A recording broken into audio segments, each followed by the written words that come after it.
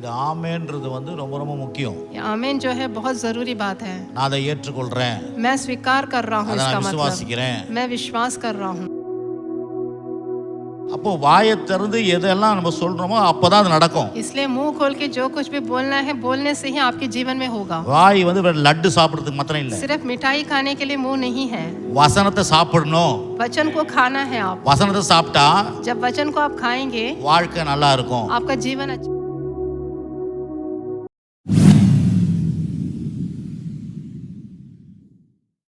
Praise the Lord. जय मसीह की। கர்த்தர் நல்லவர். परमेश्वर बहुत भले हैं। இந்த மாதம் நமக்கு 7வது மாதம் முதல் வாரத்தில் வந்திருக்கிறோம். 7वें महीने में पहले सप्ताह हम आए। நம்ம ஒரு விசேஷமாக என்ன பண்ணணும்னா, हम विशेष रूप से क्या करना है? முதலாவது வந்து சபையில் வருகிற மக்களுக்குள்ள பின் அவங்க சுற்றி இருக்கிற மக்களுக்கு மூலமாக என்ன பண்ணுறா, கர்த்தரை தேடாத அளவு ஆக்கிடுறோம். சபையில் வருகிற மக்கள், जो कलीसिया में आ रहे हैं, ரட்சிக்கப்பட்ட மக்கள், जो उद्धार पाए हैं, அவங்கள சுற்றி இருக்கிற ஃபேமிலிஸ், उनके परिवार लोगों को அவங்க வாழ்க்கையில் சில பிரச்சனைகளை கொண்டு வந்துடுறான். उनके परिवार में कोई परेशानी लेके आ जाता है शैतान। அதனால என்ன ஆகுதுன்னா, ரட்சிக்கப்பட்ட மக்களுக்கு ஆண்டவரை தேட முடியாத ஒரு சூழ்நிலை வந்துடுது. इसलिए जो उद्धार पाए हुए लोग हैं, वो परमेश्वर के पास आने में थोड़ी रुकावट पैदा होती है। இதெல்லாம் நம்ம இதுக்காக நம்ம ஜெபிக்கணும். इसके लिए हम प्रार्थना करना है। குடும்பத்தாரை வச்சு என்ன பண்ணுவான்னா, वो परिवार लोगों को रखे, वो शैतान क्या करता है, கர்த்தரை தேடாத அளவுக்கு சூழ்நிலையை மாத்திடுறான். हम परमेश्वर को खोजे बगैर रहना करके वो ऐसा रुकावट पैदा करता है। சுற்றி இருக்கிற மக்கள், அதான் சொந்த பந்தங்கள், அவங்க மூலமா பிரச்சனைகளை உண்டு பண்ணி, उनके रिश्तेदारों के द्वारा या उनके नजदीक लोगों के द्वारा परेशानी पैदा करता है। கர்த்தரை தேட விடாத ஆக்குறது. वो परमेश्वर को नहीं ढूंढना करके वो ऐसा करता है। காலைல கூட ஒருத்தர் ஃபோன் பண்ணாரு. सुबह एक जने ने मुझे फोन किया था। அவரோட பிரச்சனை கிடையாது, उनके लिए कोई परेशानी नहीं था। சர்ச்சுக்கு வரவங்களுக்கு பிரச்சனை கிடையாது, उनके कलीसिया में आने वालों के लिए भी कोई परेशानी नहीं था। அவருடைய சொந்த பந்தங்கள் மூலமா என்ன பண்றான், वो उनके रिश्तेदारों के द्वारा परेशानी पैदा करता है। இதுக்கெல்லாம் நம்ம ஜெபிக்கணும். इन सब बातों के लिए आप प्रार्थना करना है। பாருங்க, நான் இந்த மாதிரி காலையில இங்கே போக வேண்டியது இருக்குது, அங்கே போக வேண்டியது இருக்குது அப்படின்றாரு. सुबह के समय में मुझे उधर जाना इधर जाना करके वो जन बोले मेरे से। காரணம் என்னன்னா, இப்பயும் சொல்றேன், கர்த்தருக்கு நம்ம முதலிடம் கொடுக்கும்போது अभी भी मैं बोल रहा हूँ, जब आप परमेश्वर को पहला स्थान देंगे तब ये सब कुछ ठीक हो जाएगा। இதுல மனசுல வச்சுக்கங்க, इसको आप अपने दिमाग में रख लीजिए। நாங்களும் உங்களை மாதிரி தான் ஆண்டவரை தேடணும். हम भी आप लोगों के जैसे ही मैं भी आया था यहाँ पर। நான் வசனத்தை ஃபாலோ பண்ணோமா எல்லாம் சரியாயிடும். जब हम वचन को हम अनुसरण करेंगे ये सब कुछ ठीक हो जाएगा। அப்போ பாருங்க, அது வந்து நம்முடைய வாழ்க்கையில எல்லா காரியத்தையும் மாத்திரும். ये सब सारे कार्यों को बदल देगा। சபையும் வந்து உயர்த்திடும். हमारा कलीसिया भी ऊंचे स्थान पर जाएगा। அதான் முக்கியம் பாருங்க. यही बहुत ही महत्वपूर्ण है। கர்த்தருடைய வார்த்தைக்கு நாம் சொல்லுவோம். अभी हम परमेश्वर के वचन में जाएंगे। எல்லா காரியத்தையும் விளக்க முடியல என்னால இப்போ. सब कुछ अभी मैं बता नहीं सकता। ஆண்டவராகிய இயேசு கிறிஸ்துவின் நாமத்தினால உங்களை வாழ்த்தி வரவேற்கிறோம். यीशु मसीह के नाम से आप लोगों को स्वागत करता हूं। இந்த கும்மிடிப்பூண்டி ஏஎஃப்டி சபை உங்களை வாழ்த்தி வரவேற்கிறது. ये गुम्मड़ीपुंडी के एएफटी कलीसिया आपको स्वागत करता है। தூரத்துல இருந்து டிவியில பார்க்கிற எல்லாரையும் வாழ்த்தி வரவேற்கிறோம். जो दूर से ऑनलाइन में देख रहे हैं आपको भी स्वागत करते हैं। நாம் இன்றைக்கு வாக்குத்தத்தத்தை நாம் பார்க்கிறோம். आज हम परमेश्वर के वाचा को देखेंगे। பிலிப்பியர் புத்தகம் फिलिपियों का किताब 4ஆம் அதிகாரம் 4वां अध्याय। ஒவ்வொரு மாசமும் நம்ம வாக்குத்தத்தை எடுத்து அது முதல் வாரத்தில் அதை நம்ம பிரசங்கம் பண்ணுறோம். एक महीना भी हम एक वाचा निकाल कर उसको पहले सप्ताह हम उसका प्रचार करते हैं। மற்ற வாரங்கள் நம்ம தொடர் போதனையை பார்த்து கொண்டு வருகிறோம். दूसरे सप्ताह तो हम और सप्ताह तो हम धारावाहिक जो प्रचार है उसको देखते हैं। ஆனால் இங்கே முதல் தேதியில இங்கே ஆராதனை நடக்குது. ये पहले तारीख को भी हमने आराधना किया था यहाँ पर। காலையில் 5:30 ஒரு 6:45 வரைக்கும் நடக்கும். सुबह 5:30 से 6:15 बजे तक हुआ था। அதில் இந்த வாக்குத்தத்தை ஒரு 20 நிமிஷம் பேசியிருக்கிறேன். उस समय तो मैंने इस वाचा को 20 मिनट तक प्रचार किया था। அதை சும்மா லேசாக தான் பேசியிருக்கிறேன். वहाँ पर तो मैंने थोड़ा सा ही बताया था। அதை வந்து இன்னைக்கு லேசாக தொட போகிறேன். आज फिर से मैं थोड़ा बताऊंगा आपको, ஆனால் வேற காரியத்தை இன்றைக்கு பேசிக்கிறேன். लेकिन और भी बहुत बातें मैं बताऊंगा அந்த வசனத்திலிருந்து. इस वचन के द्वारा। பிலிப்பியர் 4:19 फिलिपियों का किताब 4 में 19वां वचन है। என் தேவன் தம்முடைய ஐஸ்வரியத்தின்படி உங்கள் குறைவுகள் எல்லாம் கிறிஸ்து இயேசுவுக்குள் மகிமையிலே நிறைவாக்குவார்। और मेरा परमेश्वर भी अपने उस धन के अनुसार जो महिमा सहित मसीह यीशु में तुम्हारी हर एक घटी को पूरी करेगा। आमीन। அவங்க ஒட்டி தான் ஆமீன் சொன்னாங்க, ஒருத்தரும் ஆமீன் சொல்லல. நானும் பாட்டு பாடும் போதெல்லாம் அவர் சொல்கிறாரு, எதையோ வசனத்தை சொல்கிறாரு, ஆனால் யாருமே என்ன பண்ணுறதில்ல, ஆமென் சொல்றது? गीत गाने के टाइम भी जब वो वचन बोलते हैं तब आप आमीन बोलना है। இது ஆமென்றது வந்து ரொம்ப ரொம்ப முக்கியம். ये आमीन जो है बहुत जरूरी बात है। நான் அதை ஏற்றுக்கொள்றேன், मैं स्वीकार कर रहा हूँ, அதை इसका நான் मतलब விசுவாசிக்கிறேன். मैं विश्वास कर रहा हूँ। பாருங்க, அரசியல் தலைவர்கள் கூட जब राजनीतिक में नेता लोग அவங்க சில தீர்மானங்களை முன்மொழிகிறாங்க. जब वो कुछ निर्णय लेते हैं ஆனா அவங்களுக்கு வந்து ஆமென் சொல்ல தெரியல. उन लोगों को आमीन बोलना तो नहीं आता है। அதை வந்து ஆமோதிக்கிறோம் அப்படின்றாங்க. वो बोलते हैं, उनके चेले लोग बोलते हैं स्वीकार करता हूँ। அப்போ ஆமென்னா என்ன அர்த்தம்? आमीन का मतलब क्या है? நான் அதை எடுத்துக்கொள்றேன், அது எனக்கு உரியது. मैं स्वीकार कर रहा हूँ, मैं इसको मान रहा हूँ। ஆமென். आमीन। சபையில இது வரணும். इस कलिशे में तो ये बात आनी है। ஆமென். ஏன்னா இதை எடுத்துக்கொள்றேன், இது எனக்கு சொந்தம்.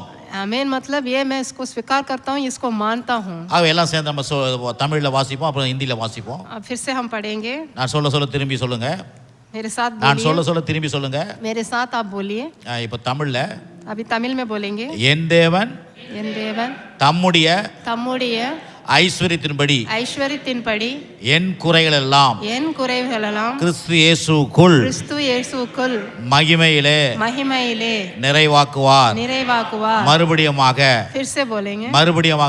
தமிழ்ல திருப்பி என் தேவன் தம்முடைய ஐஸ்வரியத்தின்படி என் குறைகள் எல்லாம் கிறிஸ்து இயேசுவுக்குள் மகிமையிலே நிறைவாக்குவார். இன்னொரு முறை, என் தேவன் தம்முடைய ஐஸ்வரியத்தின்படி என் குறைகள் எல்லாம் கிறிஸ்து இயேசுவின் மகிமையிலே நிறைவாக்குவார். हिंदी சொல்லுங்க. अभी हिंदी में बोलेंगे। और मेरा परमेश्वर भी अपने उस धन के अनुसार जो महिमा सहित मसीह यीशु में है तुम्हारी हर एक घटी को पूरी करेगा। आमीन। फिर से बोलेंगे। और मेरा परमेश्वर अपने उस धन के अनुसार जो महिमा सहित यीशु मसीह में है तुम्हारी हर एक घटी को पूरी करेगा। और एक बार, मेरा परमेश्वर अपने उस धन के अनुसार जो महिमा सहित मसीह यीशु में है तुम्हारी हर एक घटी को पूरी करेगा। आमीन। பாருங்க, இது வந்து மறுபடியும் உங்க வாயை திறந்து நீங்க சொன்னாதான் இது நடக்கும். आप मुंह खोल के इस वचन को बोलने से ही ये आपके लिए पूरा होगा। அது ஏன் நமக்கு விளங்கலன்னு தெரியல. ये आपको कैसे समझाना है नहीं मालूम। கடவுள் ஏன் எழுதி கொடுத்திருக்கிறாரு? परमेश्वर ने हमको क्यों लिखे दिया है? இந்த எழுதி கொடுத்தது எழுதப்பட்ட இல்ல, அது என் வாழ்க்கையில வரணும்னா என் வாழ்க்கையில அதை நான் பேசணும். ये लिख के दिया है, वो हमारे जीवन में आना है तो हम मुंह खोल के इसको बोलना है। அப்பதான் என் வாழ்க்கையில அது நடக்கும். तभी हमारे जीवन में ये होएगा। வாழ்க்கையில எல்லா இடத்துலயும் அது இருக்குது. जीवन में हर जगह पर है। திருமண வாழ்க்கையில கணவன் மனைவி ஒண்ணா சேரும்போது உடன்படிக்கை பண்றாங்க. विवाह के जीवन में जब पति पत्नी का विवाह होता है ये बात बोलते हैं। அங்க சொல்லணும், वहां पर बोलना है। वो மனைவியை பார்த்து அந்த பெண்ணை பார்த்து மாப்பிள்ளை சொல்லணும், மாப்பிள்ளையை பார்த்து பெண்ணு சொல்லணும். लड़की को देख के लड़का बोलना है, लड़का को देख के लड़की बोलना है। அது சும்மா இல்ல, அது உடன்படிக்கை. वो एक वाचा है। அது எனக்கு சொந்தம், वो मेरा अपना है करके बोलना है। அது சொன்னாதான் அது நடக்கும். जब वो वचन आप मुंह से बोलेंगे तभी होएगा। கோர்ட்ல போனீங்கன்னா, जब आप कचहरी में जाते हो, அந்த கூண்டுல நின்னு சொல்றத சொல்லணும். कचहरी में खड़े होके आप बोलना है। எத்தனை பேர் நான் சொல்றது விளங்குது? कितने लोगों को समझ में आ रहा है? ஆமா, உங்க பேர் என்னன்னு கேட்டு வக்கீல் சொன்னா உங்க பேரை சொல்லணும். நீங்க आपका नाम पूछने से वकील आपका नाम बोलना है वहां पर। சார் உங்களுக்கு தெரியும், आपको मालूम है करके ऐसा नहीं बोल सकते। 100 முறை போய் நின்னாலும் கேட்பாங்க। 100 बार भी जाके वहां खड़े होने से वहां पर कचहरी में पूछते हैं आपको, உங்க பேர் என்ன? आपका नाम क्या है? சார் இப்பதான் சொல்லியா? मैंने अभी भी बोला था करके आप नहीं बोल सकते। விளங்குதாயா? आपको समझ में आ रहा है? அப்போ வாயை திறந்து எதெல்லாம் நம்ம சொல்றோமோ அப்பதான் அது நடக்கும். इसलिए मुंह खोल के जो कुछ भी बोलना है बोलने से ही आपके जीवन में होगा। வாய் வந்து லட்டு சாப்பிடுறதுக்கு மாத்திரம் இல்ல, सिर्फ मिठाई खाने के लिए मुंह नहीं है। வசனத்தை சாப்பிடணும். वचन को खाना है। आप வசனத்தை சாப்பிட்டா जब वचन को आप खाएंगे வாழ்க்கை நல்லா இருக்கும். आपका जीवन अच्छा होगा। அதான் முதல்ல நான் ஒரு பாட்டு பாடினேன்। इसलिए मैंने पहले एक गीत आज गाया था। அதுல என்ன பாடினேன்? वो गीत क्या था? வாழ்க்கையெல்லாம் வசனம் தானே, पूरे जीवन में हमारे जीवन में वचन ही है। வாழ்க்கையெல்லாம் வார்த்தை தானே, पूरे जीवन में शब्द ही है। ஏன்னா வார்த்தை இல்லைன்னா வாழ்க்கையே இல்லைங்க. अगर वचन नहीं है तो हमारा जीवन नहीं रहेगा, பூஜ்யம் ஆயிடும், एकदम शून्य हो जाएगा। ஆகவே தான் பாருங்க, இவ்வளோ நாங்கள் பவரா பேசுறோம். इसलिए हम यहाँ पर इतने सामर्थ से बात कर रहे हैं. அப்ப பாருங்க, என் தேவன் தம்முடைய ஐஸ்வரியத்தின்படி உங்கள் குறைகளெல்லாம் கிறிஸ்து இயேசுவின் மகிமையிலே நிறைவாக்குவார். ये मेरा परमेश्वर अपने उस धन के अनुसार जो महिमा सहित मसीह में है तुम्हारी हर एक घटी को पूरा करेगा. இது யார் சொல்றது? ये कौन बोल रहा है? பவுல் என்ற மனுஷன் இங்க எழுதுறாரு. ये पौलुस यहाँ पर लिख के दिए हैं. இவர் யாரு? पौलुस कौन है? இவர் ஏற்கனவே யூதனாய் சவுலா இருந்தவர். पहले ये सौल थे இயேசு அறியாதவரா இருந்தாரு. जो यीशु मसीह को नहीं जानते थे. யூத மார்க்கத்துல பெரிய பேர் போன ஒரு படிப்பாளி இவர். यहूदियों के मार्ग धर्म में थे वो. யூத மார்க்கத்து மேல வைராக்கியம் உடையவரா वो இருந்தாரு. धर्म पर बहुत ही धार्मिकता में थे. பழைய ஏற்பாட்டு மனுஷனா இருந்தாரு. वो पुराने नियम के थे. மோசேயின் கற்பனைகளை கரைச்சு குடிச்சவரா இருந்தாரு. जो मूसा की व्यवस्था को मानते थे. மோசே கிட்ட கடவுள் பேசினார், இயேசு யார் அப்படின்னு கேட்டு வருவாரு. मूसा के पास तो परमेश्वर ने बात किया, यीशु मसीह कौन है करके இயேசுவை வெறுத்தவர். ऐसे यीशु मसीह से नफरत किए वो. இயேசுடைய சபைகளை, இயேசுடைய மக்களையும் சபை விசுவாசிகளும் வெறுத்து சபையெல்லாம் உடைச்சி தூள் தூள் ஆக்கினவர். इन्होंने तो कलीसियों को मारा था और यीशु मसीह के विरुद्ध काम किए थे. சபைக்கும் சபையுடைய ஊழியங்களுக்கும் எதிரியா இருந்தவர் இவர். ये सभा और उसके कलीसिया के सेवकाई के विरुद्ध काम कर रहे थे. அப்பேற்பட்டவரை தேவன் ஒரு நாள் சந்திச்சிட்டாரு. ऐसे एक व्यक्ति को ही परमेश्वर ने आके मिला. அவர் மனம் மாறிட்டாரு. उनका मन फिराया. புதிய ஏற்பாட்டிலே பெரிய ஒரு பிரசங்கியார் ஆயிட்டாரு. ये नए नियम में एक बहुत बड़े प्रचारक बने. புதிய ஏற்பாட்டிலே ஏராளமான புத்தகங்களை அவர் எழுதியிருக்கிறார். ये नए नियम में बहुत से किताबें इन्होंने लिखा है. முக்காவாசி புத்தகம் அவருடைய புத்தகம் தான். बहुत से किताब इन्होंने ही लिखा है. இப்பேற்பட்ட ஒரு மாற்றம் அவருக்குள்ள உண்டாச்சு. ऐसा एक बदलाव इनके ऊपर इनमें आया था. அவர் தான் சொல்றாரு, उन्होंने बोला है, முதல்ல வேற என் தேவன்றார். इन्होंने बोला मेरा परमेश्वर. இந்த இயேசுவை வெறுத்தவர் जिन्होंने मसीह के विरुद्ध काम किया था, இப்போ சொல்றாரு அவர் ஏன் கடவுள்ன்றாரு. अभी बोल रहे मेरा परमेश्वर. ஏன் சாமின்றாரு. मेरा स्वामी है करके बोल என் रहे தேவன் அப்படின்றாரு. मेरे देवता हैं करके बोल रहे எவ்வளவு உரிமை பாராட்டுறார் பாருங்க. ये कैसा बोल रहे हैं देखिए. முதல்ல எப்படி இருந்தாரு? पहले कैसे थे? ஆப்போசிட்டா இருந்தாரு. उनके विपरीत थे.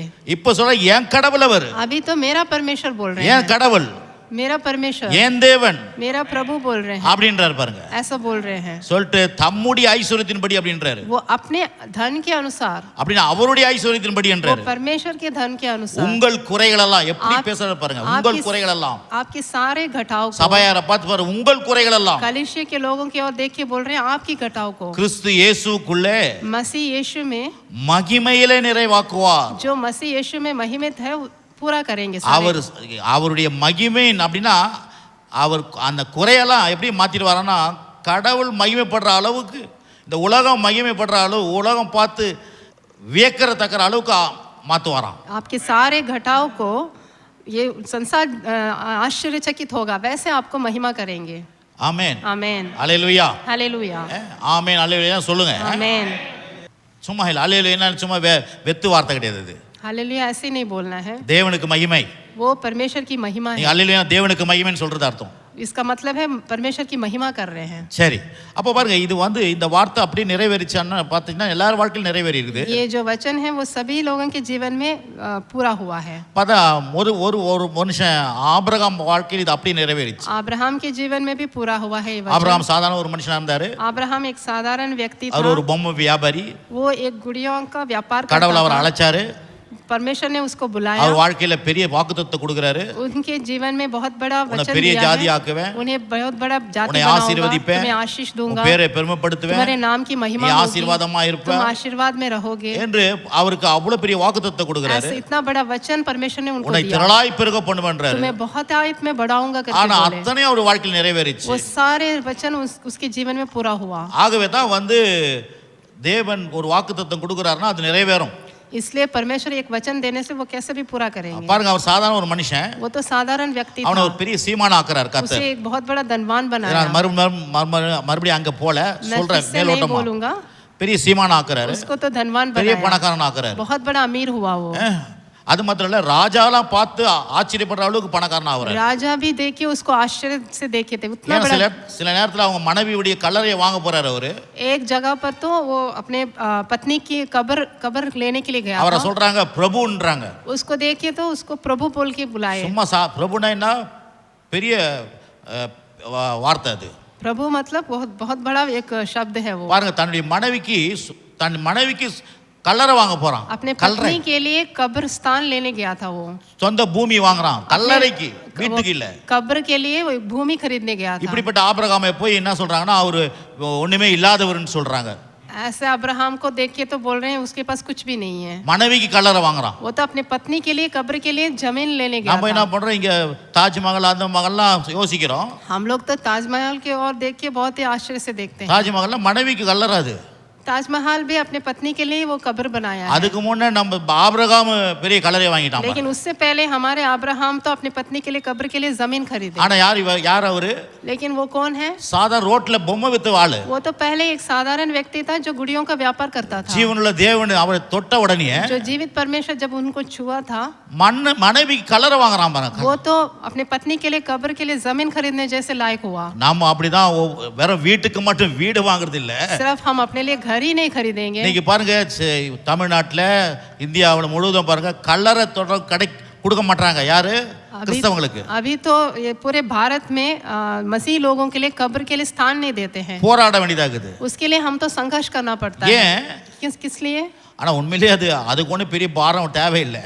लेकिन उसके लिए बहुत बड़ा पाठ आपको पढ़ाने की ஏன்னா எல்லாம் जरूरत நம்ம नहीं है, நித்தியத்துக்கு போக போறோம். क्योंकि हम तो नित्य जीवन में जाने वाले हैं। ஆனாலும் பாருங்க இதெல்லாம் முன்கூட்டி செய்து வைக்கிறதுக்கான சம்பாத்தியத்தை தேவன் தரார்.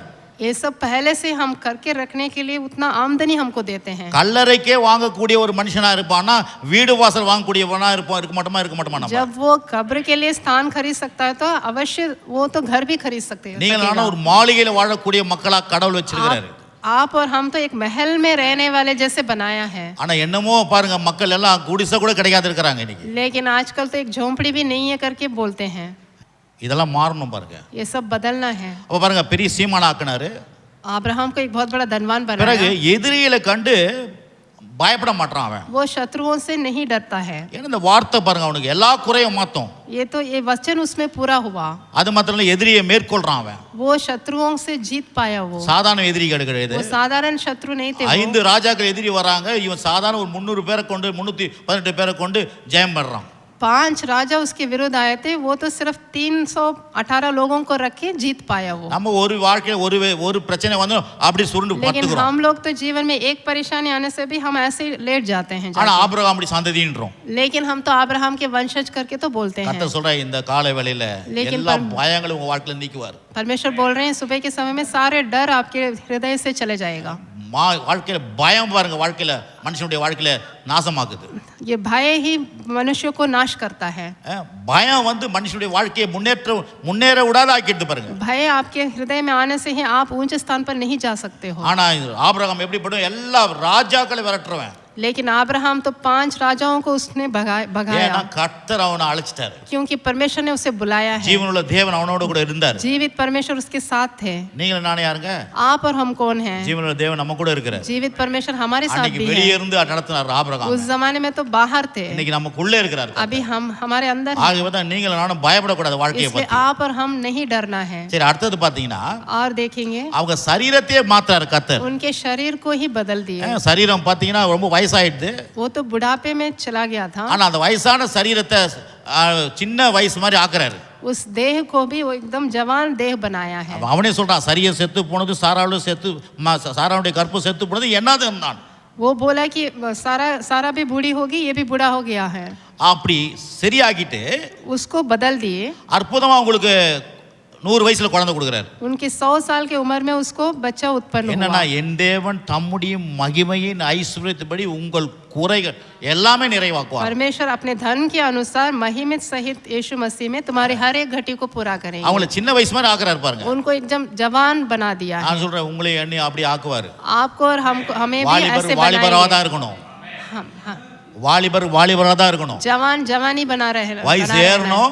उम्र तो होगा, ஆனா நான் வாலிபனா தான் இருப்பேன். लेकिन आपका रूप एकदम जवान रहेगा। எனக்கு எப்போதும் 33 வயசு பலன் எனக்கு வரும். हमें तो 33 इयर्स का बल हमारे अंदर रहेगा। இயேசு 33 வயசுல தான் மரிச்சாரு. यीशु मसीह 33 इयर्स में ही मरे थे। உங்களுக்கு எனக்கு 33 வயசு பலனை எப்போதும் தருவாராம். आपको और हमको तो 33 इयर्स का बल हमेशा रहेगा। ஏன்னா என் தேவன் தம்முடைய ஐஸ்வரியத்தின்படி உங்கள் குறைகள் எல்லாம் கிறிஸ்து இயேசுவின் மகிமையை நிறைவாக்குவார். क्योंकि हमारे परमेश्वर उस धन के अनुसार जो महिमा सहित मसीह में है हमारे घटाव को पूरी करेंगे। போன மாதம் சொன்னோம், பரிசுத்த ஆவியானவர் பலனடைவீர்கள்.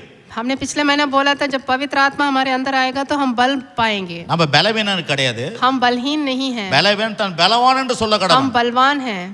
பலவீனன் தன் பலவான் என்று சொல்ல जो கடவன். बलहीन है वो बलवान बोलेंगे अपने आप को। ஏன்னா தேவன் நமக்கு பலன் தரார். क्योंकि परमेश्वर हमको बल देते எல்லா हैं। குறைகளை மாத்துகிறவர். हमारे सारे घटाव को पूरी பிறகு அவனை करेंगे। வழி நடத்தினார். हमारी अगुवाई करते हैं। அவனுக்கு தேவையான ஒரே ஒரு பையன், उसको तो एक ही पुत्र था। அந்த ஒரு பையனுக்கு அற்புதமா பொண்ணு பார்த்து கொடுத்தாரு. उसके पुत्र के लिए अच्छा सा उसने विवाह किया था। அவ பேரு ரெபேக்காள். रेबेका था उस बहू का नाम। நல்ல பொண்ணு, वो अच्छी स्त्री थी।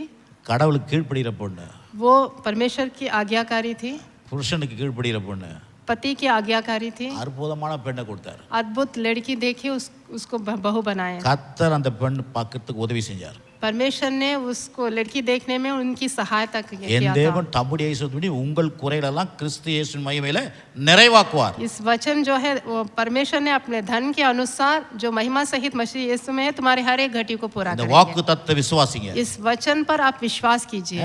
ஆமென், आमेन, அல்லேலூயா. हालेलुया। அது மாத்திரமல்ல, தேவனால் வழிநடத்தப்பட்டு என்ன பண்ணாரு, फिर परमेश्वर के ओर से अगुवाई किया गया। பெண்ணு பார்க்குற விஷயத்தை விட அற்புதம் நடந்துச்சு. वो लड़की देखने में भी अगुवाई किए। பிறகு 175 வயசு வரைக்கும் வாழ்ந்தாரு.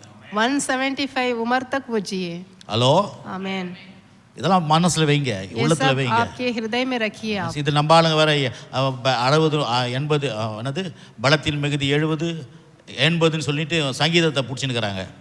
हमारे लोग तो एक भजन संगीता में 80 साल का एक जो वचन है उसको पकड़ लेते हैं। ஆனா சொன்ன ஒரு 120 வயதுக்கும் வாழ்ந்தாரு. लेकिन जिन्होंने बोला था वो तो 120 साल तक जिए। சரி, அது உணர்ச்சி வசமா சொல்லிட்டு இருப்பாரு அவரு. वो कभी कभार तो वो ऐसे बोले होंगे। ஆனா தேவன் என்ன சொன்னாரு, लेकिन परमेश्वर ने क्या बोला உங்களை है, என்ன நித்தியத்துக்கு கொண்டு போறாரு. हमें तो अनंत जीवन में लेके जाने वाले அட்லீஸ்ட் हैं। 4 தலைமுறை வாழணும். हम 4 पीढ़ियों तक जीना है। யோபு 4 தலைமுறை வாழ்ந்தான். अय्यूब तो 4 पीढ़ी तक जिया। பாருங்க, இதெல்லாம் சபைக்குள்ள சொல்றது இல்ல. ये सब तो आपको सिखाते नहीं हैं। நம்ம எல்லாம் என்ன பண்ணோம், செத்தா பரலோகம், செத்தா பரலோகம், செத்தா பரலோகம், செத்தா பரலோகம். हम तो क्या बोलते हैं, मरने से स्वर्ग लोग जाना, मरने से स्वर्ग लोग जाना है। வந்த சர்ச்சுக்கு வந்தாலே சாவத்துக்குன்னு வந்து பரலோகத்துக்கு போயிடணும். कलिश में आने से ही मर के स्वर्ग लोग जाने के बारे में ही बताते हैं।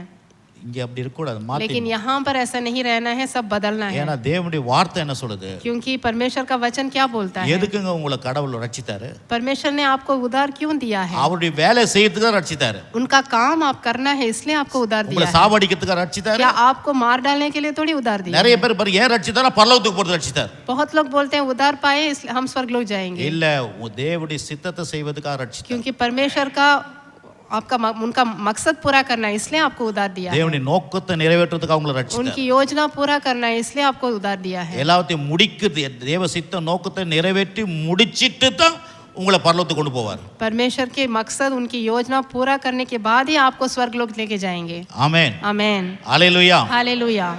ஆகவே தீர்க்காயுசு, சுகம், பலன், ஆரோக்கியம், ஐஸ்வர்யம் இதெல்லாம் இன்க்ளூடிங் தான் ரட்சிப்புல. इसलिए दीर्घायु आपके लिए अच्छा, दीर्घायु, बल, सामर्थ्य सब कुछ है, शामिल है इसमें उद्धार में। ஆமென். आमेन। 2 கொரிந்தியர் புத்தகம் 2 कोरिन्थियों का किताब निकालेंगे। 2 கொரிந்தியர் புத்தகம் 2 9ஆம் அதிகாரம் 9ஆம் அதிகாரம் 9वां अध्याय நான் இந்த 8 லேருந்து 11 வரைக்கும் வாசிக்கிறேன். 8 से हम पढ़ेंगे 11 तक। அப்படியே அந்த பவுல் இதுதான் அப்படியே போட்டு இந்த வசனத்துல அடுக்குறார் எல்லாத்தையும். அப்படியே पौलुस क्या बोलते हैं वो देखते हैं, देखेंगे। கவனிங்க, வசனத்தை கவனிங்க. आप ध्यान दीजिए। 9ஆம் அதிகாரம் 8 லேருந்து 11 வரைக்கும் 9वां अध्याय 8 से 11 तक 2 வசனத்தை வாசிக்கிறேன். हम पढ़ेंगे अभी। மேலும் நீங்கள் எல்லாவற்றிலும் எப்பொழுதும், கவனிங்க, மேலும் நீங்கள் எல்லாவற்றிலும் எப்பொழுதும் சம்பூர்ண உடையவர்களாயும் சகலவித நற்கிரிகளிலும் பெருகிறவராய் இருக்கும்படியாக தேவன் உங்களிடத்தில் சகலவித கிருபையும் பெருக செய்ய வல்லவராக இருக்கிறார். வாரி இறைத்தான், ஏழைகளுக்கு கொடுத்தான், அவருடைய நீதி என்றென்றைக்கு நிற்கும் என்று எழுதியிருக்கிறபடி ஆகும். 8 और 9 पढ़ेंगे। परमेश्वर सब प्रकार का अनुग्रह तुम्हें बहुतायत से दे सकता है, जिससे हर बात में और हर समय सब कुछ जो तुम्हें आवश्यक हो तुम्हारे पास रहे, और हर एक भले काम के लिए तुम्हारे पास बहुत कुछ हो। जैसे लिखा है, उसने बिखेरा, उसने गरीबों को दान दिया, उसकी धार्मिकता सदा बनी रहेगी। आमेन। 10 வாசிக்கிறேன், 11 வாசிக்கிறேன். 10 और 11 पढ़ेंगे. விதைக்கிறவனுக்கு விதையும் புசிக்கிறதுக்கு ஆகாரத்தையும் அளிக்கிறவர் உங்களுக்கு விதையை அளித்து அதை பெருக பண்ணி உங்கள் நீதியின் விளைச்சலை வர்த்திக்க செய்வார். தேவனுக்கு எங்களால் ஸ்தோத்திரம் உண்டாவதற்கு ஏதுவாயிருக்கும் மிகுந்த உதாரண குணத்தினாலே நீங்கள் எவ்விதத்திலும் சம்பூர்ணம் உள்ளவராய் ஆவீர்கள். 10 और 11. अतः जो बोने वाले को बीज और भोजन के लिए रोटी देता है वह तुम्हें बीज देगा और उसे फलवंत करेगा और तुम्हारे धार्मिकता के फलों को बढ़ाएगा. तुम हर बात में सब प्रकार की उदारता के लिए जो हमारे द्वारा परमेश्वर को धन्यवाद करवाती है धनवान किए जाओ. आमीन. பாருங்க, இந்த திருப்பி நான் ஒன்று சொல்ல போகிறேன். இதை मैं फिर से एक एक करके बोलूँगा. பவுல் எப்படி நம்முடைய வாழ்க்கையில் கடவுள் என்னெல்லாம் செய்கிறாரு, எப்படியா செய்கிறத அப்படியே அடுக்கிறாரு. வசனத்தை வச்சு, இது வார்த்தையை வச்சு அடுக்கிறாரு. पौलुस उनके जीवन में परमेश्वर के द्वारा क्या क्या हुआ है उसको लिखा है. அவரால் சொல்ல முடியல, ஆனால் அடுக்கிறார். பாருங்க, उनसे वो कह नहीं पा रहे लेकिन फिर भी वो लिखते जा रहे हैं. ஏன்னா கடவுள் கர்த்தர்கிட்ட வந்திருக்கிறீங்கன்னா எப்பேற்பட்ட ஒரு ஆளா உங்களை மாற்றி இருக்கிறாரு என்பதை நம்ம அறியணும். பாருங்க, परमेश्वर के पास आए हो तो परमेश्वर ने आपको कैसा बदला है वो आप जानना है. 8वां वचन में बोला है, நீங்கள் எல்லாவற்றிலும் எப்பொழுதும். आप हर प्रकार से हमेशा. நீங்கள் எல்லாவற்றிலும் எப்பொழுதும் சொல்லுங்க. நீங்கள் எல்லாவற்றிலும். आप हर प्रकार से. எப்பொழுதும். हमेशा. என்னைக்கும் இல்லை, எப்பொழுதும். हमेशा. எல்லாவற்றிலும். हर प्रकार से. பிறகு பாருங்க, அடுத்தது சம்பூர்ண உடையவளாயும். आप बहुतायत से रहोगे. எப்படி வார்த்தை பாருங்க, சம்பூர்ண உடையவளாயும். आप बहुतायत में रहोगे. பிறகு சகலவித நற்கிரிகளிலும். हर प्रकार के कार्य में. ஒரு விதமான இல்ல, சகலவித நற்கிரியிலும். हर बात में. அது மட்டும் இல்ல, பெருகிறவளா இருக்கும்படியாக. आप बहुतायत में रहोगे करके बोला गया है. அந்த வார்த்தையெல்லாம் இந்த புதிய ஏற்பாட்டு மக்கள் இங்கே பிரசங்கிக்கிறவங்க இதெல்லாம் புரியுதா என்னன்னு தெரியல. ये शब्दों को आप समझना है. ஏன்னா செத்தா பரலோகம் போறதா தெரியுது. मर के स्वर्गलोक जाना ही वो लोग जानते हैं. இங்க சகலவித நற்கிரியிலும் பெருகிறவராய் இருக்கும்படியாக. लेकिन यहाँ पर लिखा है कि हर प्रकार से आप बहुतायत में हो. இப்போ திரும்பி சொல்றாங்க, தேவன் உங்களிடத்தில் சகலவித கிருபையும் பெருக செய்யும் வல்லவராய் இருக்கிறார். हर प्रकार की कृपा आप में बढ़ाई करेंगे. எப்படி பாருங்க, சகலவித கிருபைகளையும். आमीन. हर प्रकार से பெருக செய்ய आपको बहुतायत में बढ़ाएंगे. आमीन. பாருங்க, எல்லாமே அவர் செய்யறாராம்.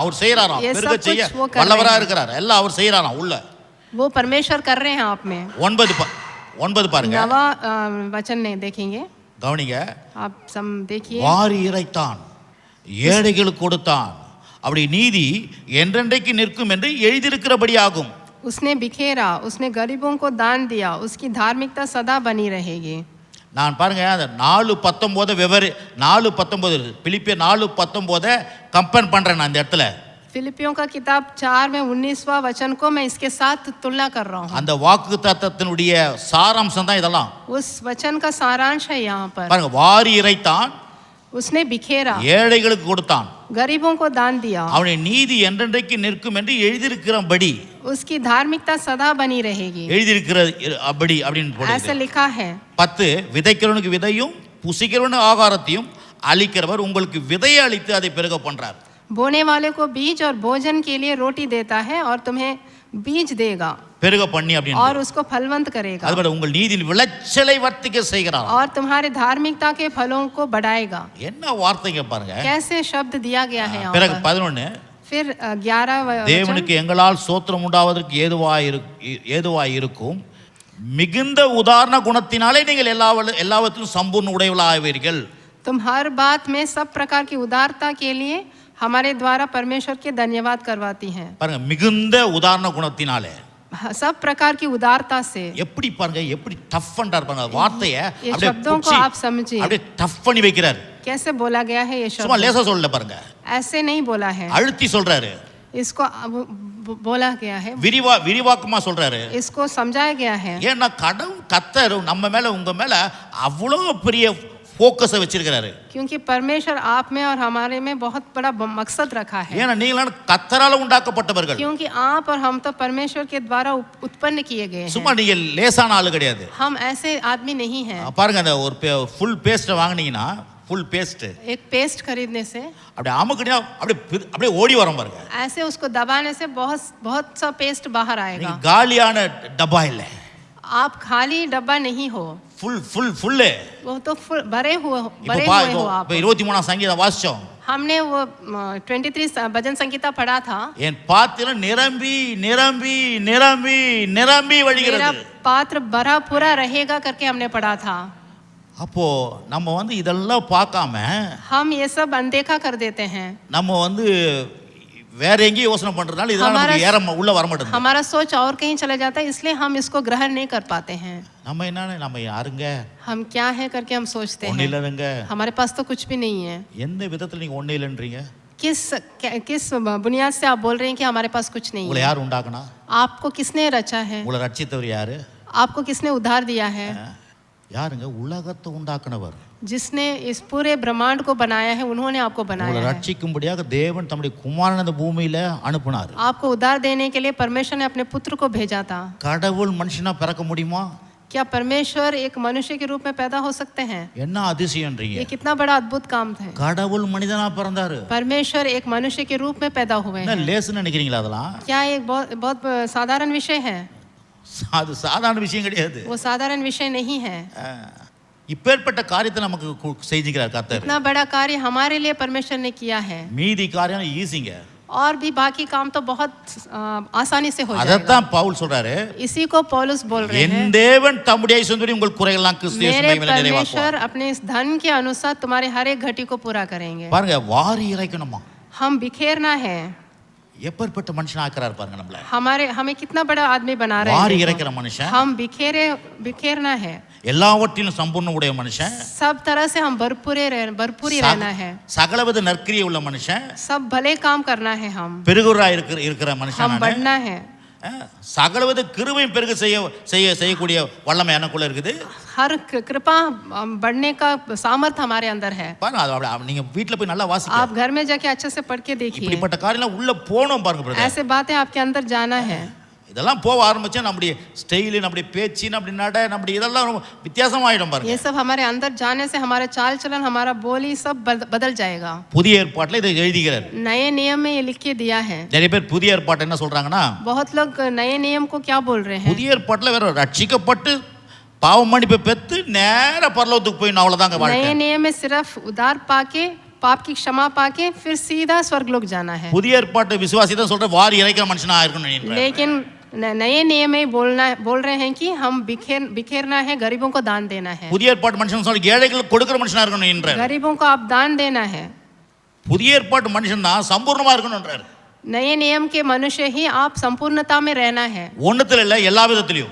एक बात में नहीं, हर बात पर रहना है. என்னைக்கோ இல்ல, எப்பொழுதும்.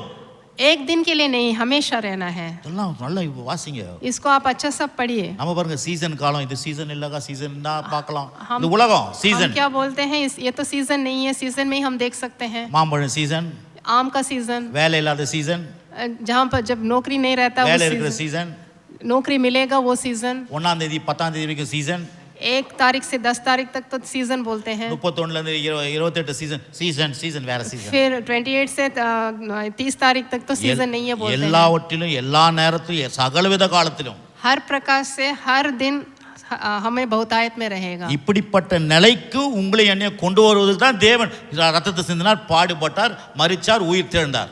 इस स्थिति पर हमको लेके आने के लिए ही परमेश्वर ने पीड़ा सहा है, क्रूस पर मारे गए और जीवित उठे. நீங்க போய் கடையில போய் பேஸ்ட் வாங்க போறீங்க. आप दुकान में जाके पेस्ट खरीदने के लिए जाएंगे.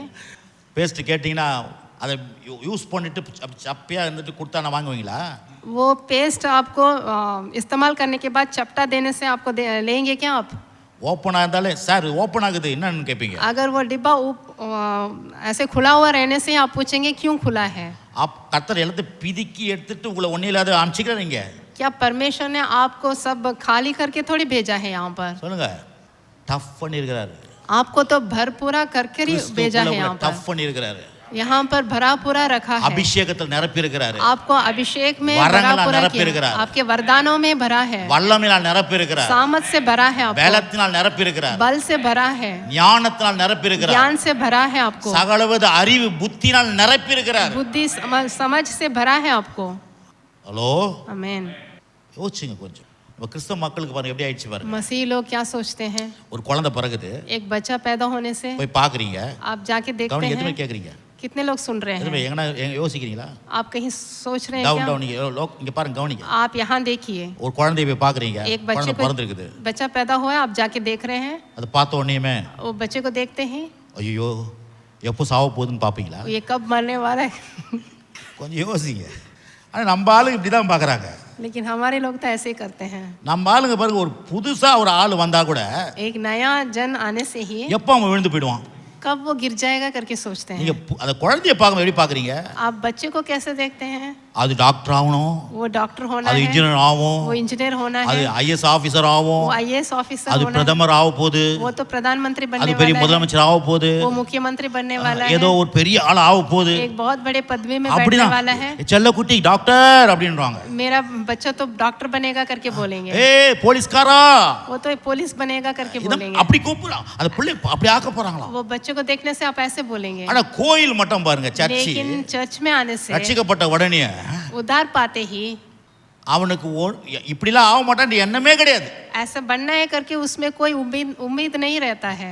சப்பி அப்படியே அப்படியே அப்படியே பார்க்க உடனே செத்து எப்போ பரலோகம் போறேன், वो उद्धार पाते ही मर के कब स्वर्गलोक जाना है करके सोचते रहते हैं। ரட்சிக்கப்பட்ட ஞானஸ்நானம் எடுத்த உடனே அப்படியே அப்படியே उद्धार पाते ही बपतिस्मा लेते ही स्वर्गलोक जाना है ஆனா सोचते ஒரு हैं। குழந்தை பிறந்துச்சுன்னா लेकिन एक बच्चा पैदा होने से ही அது இப்போ சாவுதுன்னு பார்க்க மாட்டோம். वो कब मरने वाला है करके नहीं सोचते हैं। அது எப்படிலாம் ஆக போகுது நம்ம கனவு वो காண்றோம். इतने अच्छे पदवी में जाने वाला है ऐसा हम सोचते हैं। சர்ச்சில் நீங்களா பிறந்திருக்கிறீங்க, अभी तो कलीसिया में आप यीशु मसीह के अंदर पैदा हुए हो। நான் இப்படிலாம் நீங்க இருப்பீங்கன்னு கனவு காண்ற வேதத்துல இருந்து. मैं ऐसा पदवी में मैं जाना है करके आप स्वप्न देखना है। ஆனா இன்னைக்கு சபைக்கு இப்படிப்பட்ட கனவுகள், இப்படிப்பட்ட எண்ணங்கள், இப்படிப்பட்ட யோசனைகளே பிரசங்கிக்கிறது கிடையாது. लेकिन कलीसिया में ऐसा स्वप्न, ऐसा सोच आपको नहीं सिखाते हैं। யாரெல்லாம் வாரி இறைக்கணும்ன்ற எண்ணம் வருதா உங்களுக்கு? कोई सोच रहे हैं क्या बिखेरना है हम करके? என்ன குறிச்சு எப்படி எழுதி வச்சுக்கிறார் பாருங்க கடவுள். हमारे लिए कैसे लिख के दिए हैं परमेश्वर ने। சார் இது எல்லாருக்கும் சார், ये सभी के लिए बोला गया है, யாருக்கோ ஒருத்தர் யோசிக்காதீங்க. सिर्फ एक जने के लिए नहीं। பாருங்க வேதம் சொல்லுது, ஒரே ஒரு வசனத்தை வாசிப்போம். पवित्र शास्त्र में बोला है, हम एक இதை वचन அப்படியே पढ़ेंगे। வச்சுங்க, போறோம் அப்படியே வச்சுக்க. ऐसे रख लीजिए आप। ஒன்று யோவான் புஸ்தகம் 1ஆம் அதிகாரம் यूहन्ना 1:12 வசனம். उसमें 12 वचन। அவருடைய அவருடைய நாமத்தின் மேல் விசுவாசம் உள்ளவர்களாய் அவரை ஏற்றுக்கொண்டவர் எத்தனை பேர்களோ அத்தனை பேர்களும் தேவனுடைய பிள்ளைகளாகும்படி அவர்களுக்கு அதிகாரம் கொடுத்தார். अभी पढ़ेंगे। परंतु जितनों ने उसे ग्रहण किया उसने उन्हें परमेश्वर के संतान होने का अधिकार दिया, अर्थात उन्हें जो उसके नाम पर विश्वास रखते हैं। आमीन। இங்க பாருங்க, यहाँ पर बताया गया है எத்தனை பேர்களோ அப்படின்னு சொல்லிட்டு जितनों ने, அத்தனை பேர்களும், जितनों ने उन्हें ग्रहण किया அத்தனை பேர்களும் தேவனுடைய பிள்ளைகளாகும்படி அவருக்கு அதிகாரம் கொடுத்திருக்கிறார். उतने लोग उनके संतान बनने का अधिकार दिया है। கொஞ்சம் பேர் தேவனுடைய பிள்ளை, கொஞ்சம் பேர் வேலைக்காரன் ஆக்கல அவரு. थोड़े लोगों को परमेश्वर का संतान और थोड़े लोगों को दास नहीं बनाया। கொஞ்சம் பேர் பிள்ளைகளாக, கொஞ்சம் பேர் பிச்சைக்காரன் ஆக்கல அவரு. थोड़े लोगों को संतान, थोड़े लोगों को भिखारी नहीं बनाया। அத்தனை பேர்களையும் जितने लोग विश्वास किए தேவனுடைய பிள்ளைகளாகும்படி அவர்களுக்கு அதிகாரம் उन கொடுத்தார். सभी को उनका संतान बनने का अधिकार दिया है। அப்ப பிள்ளையாவது அத்தனை பேரும், संतान बनने का अधिकार दिया है வாரி இறைக்கிறோம் அத்தனை பேரும் தான். तो सब लोग बिखेरने जैसा भी बनना है। ஹலோ, எத்தனை பேர் ஆமென்றீங்க? कितने लोग आमेन बोल रहे हैं? அதான் வேதம் சொல்லுது, அவரை தொழுது கொள்கிற யாவருக்கும் ஐஸ்வர்ய சமணரா இருக்கிறார். जो लोग भी उनकी स्तुति करते हैं वो सब लोग ऐश्वर्य में पर्याप्त होते हैं। அவரை தொழுது கொள்ளுகிற जो भी उनकी स्तुति करते हैं, ஒருவருக்கு இல்ல, सिर्फ एक जन के लिए, யாவருக்கும், जो कोई भी उनकी स्तुति करते हैं எல்லாருக்குமே அவர் ஐஸ்வர்ய சமணர் தான். वो सभी लोगों को ऐश्वर्य में पर्याप्ति देते हैं। விளங்குதானே சொல்றது? आपको समझ में आ रहा है?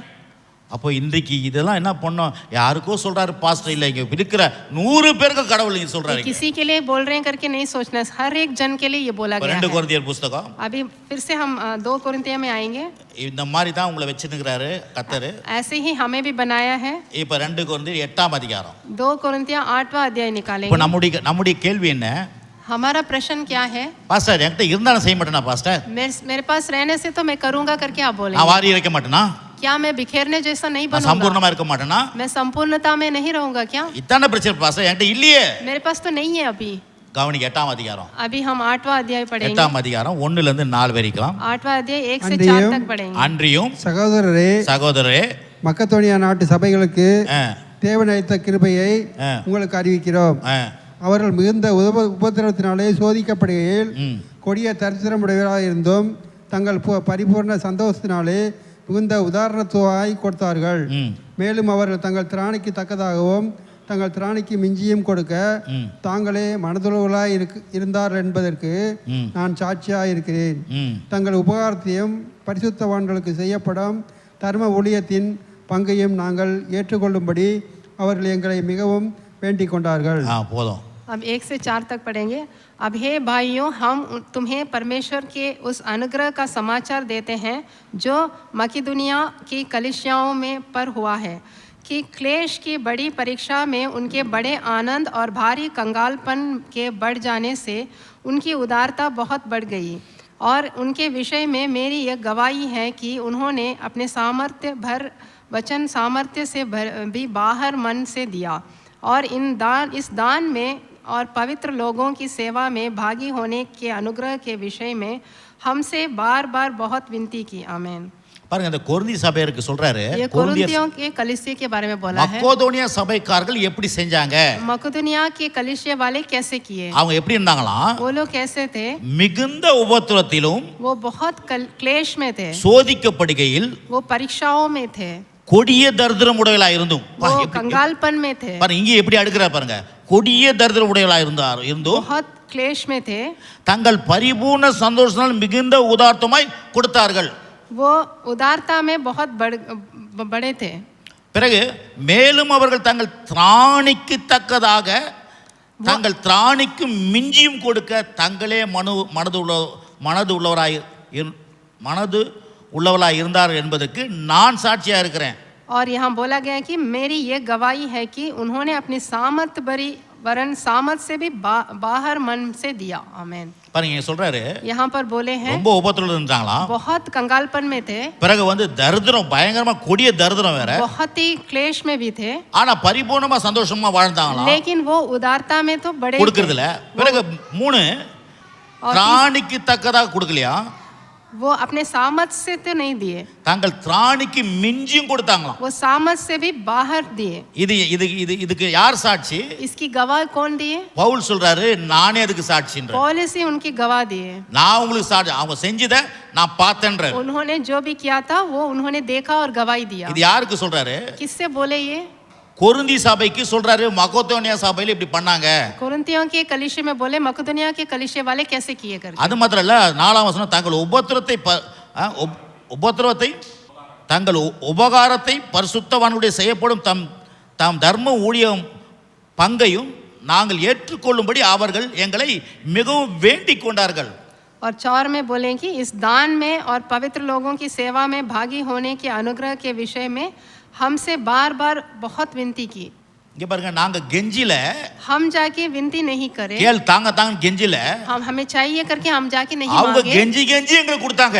वो बार बार हमसे विनती करके हमें दिए। அப்படிப்பட்ட சபைக்கு இதை எழுதிட்டு தான் ऐसे कलीसिया के लिए ये लिखी दिया है। இந்த 9ஆம் அதிகாரத்துல இங்க சொல்றாரு, यहाँ 9वां अध्याय में बोले நீங்க हैं எல்லாம் என்ன லெவல்ல இருக்க போறீங்க, आप कौन से श्रेणी में रहने वाले இந்த हैं। லெவலுக்கு வருவதற்கு इस श्रेणी तक आप पहुंचना है तो நான் அந்த விதத்துல நான் தீர்மானம் எடுக்கணும். आप उस निर्णय लेना है। எந்த தீர்மானம்? क्या निर्णय लेना है आप? என் திராணிக்கு மிஞ்சி मैं अपने நான் செய்யணும். सामर्थ से भी बाहर मैं करना है। கஷ்டமா இருந்தாலும் செய்யணும். चाहे कंगालपन में रहने से भी आप करना ஆனா है। இன்னைக்கு மக்களுடைய பிரச்சனை எடுத்துறீங்களா? लेकिन अभी मनुष्य का இங்க क्या மட்டும் परेशानी இங்க है? மட்டும் பொதுவா எல்லா இடத்துலயும் सिर्फ यहाँ नहीं बता रहा हूँ, मैं ऐसे साधारण மக்களுக்கு எனக்கிட்ட இருந்தா செய்வோம் பாஸ்டர், मेरे पास रहने से मैं करूँगा करके बोलते हैं लोग। இருந்தா செய்யறது அது முடியாத காரியம். रह के करना तो वो बहुत बड़ी बात नहीं है। இல்லாத நேரத்துல செய்யறது, जब नहीं है तब करना है, முடியாத நேரத்துல செய்யறது, जब आपसे नहीं हो रहा है तब करना இதத்தான் है। வேதம் சொல்லுது. इसी के बारे में पवित्र शास्त्र में बोला है। அவங்கிட்ட 5 அப்பம் 2 மீன் தான், उसके पास तो 5 रोटी 2 मच्छी था, எக்ஸ்ட்ரா கிடையவே கிடையாது. उसके पास और ज्यादा नहीं था, ஆனால் அதை எடுத்து அவன் கொடுத்தான். लेकिन उसको निकाल के उसने दिया நான் है। என்ன சொன்னா, என் தேவன் தம்முடைய ஐசுத்தபடி உங்க குறையெல்லாம் கிறிஸ்துவின் மகிமையிலே நிறைவாக்குவார். நீங்க சம்பூர்ணமா இருப்பீங்க, பரிபூர்ணமா இருப்பீங்க, நிறைஞ்சி இருப்பீங்க, வாரி இறைப்பீங்கன்றதுக்கெல்லாம் हमारा परमेश्वर अपने धन के अनुसार तुम्हारी हर एक घटी को पूरा करेंगे और तुम्हें संपूर्णता में रखेंगे, आप बिखेरने जैसे बनोगे, ऐसा बोला गया है। இதுக்கு மூல காரணம் என்ன? इसका मूल बात क्या है? நீங்களும் நானும் கடவுளுக்கு கொடுக்கிற காரியங்களை எப்படி முடிவெடுக்கிறோமோ அப்படிதான் இருக்கும்.